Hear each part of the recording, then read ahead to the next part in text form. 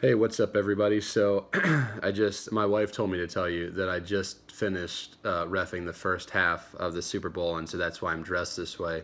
And she said to tell you I'm in such incredible shape. That's why I'm not out of breath. She didn't say that. She calls me fat all the time. But nonetheless, it's halftime of the Super Bowl at the present time while I am recording this.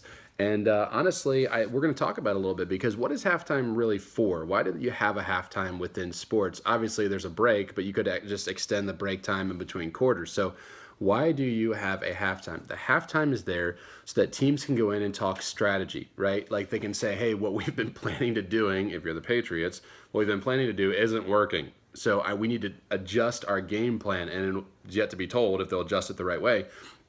But we adjust our game plan within halftime. We look at the areas that we're trying to execute, and we say, are these working? Is this play working? No, it's not. Let's toss that and let's put in another one.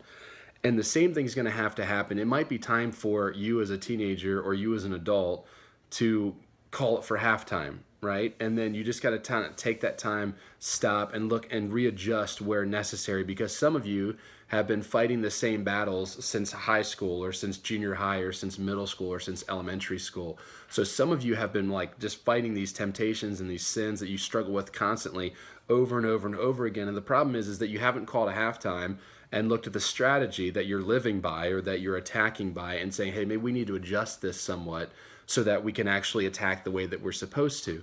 So here's my encouragement. Paul talks about, we talked about it tonight, even in the Not So Super Bowl, but Paul talks about it a lot as far as fighting the fight or running the race. If you're running a race, if you're fighting, especially if you're in a boxing matches are constant strategy back and forth. That's why you have ringside coaches, is because they're yelling at you what to do, because things change on a whim. That guy might have thrown a hook the last time, he's throwing a jab this time. And so Paul is saying is that as I'm fighting, I am strategizing where my hits are going to go. I don't fight like one that beats the air. I'm going to plan these punches so that they actually hit what they're supposed to. So during this halftime, if you call a halftime in your spiritual walk, you need to look at what are you trying to avoid and what are you trying to do? And is the strategy you're living by, is it lining up with that? Well, over the next couple days, we'll talk about a couple different categories that may help you in your strategy, right? We'll talk about each category separately and just say, hey, in this area, maybe try some of these strategies instead. So we'll talk about some accountability. We'll talk about some of those things. So my encouragement to you today, the challenge today is this.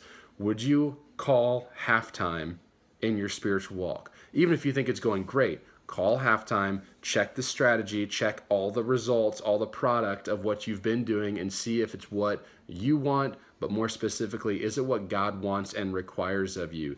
And if it is, great, continue to look for different ways to continue on. But if it's not, maybe we need to change our strategy a bit and come in from a different way in order to defeat the enemy.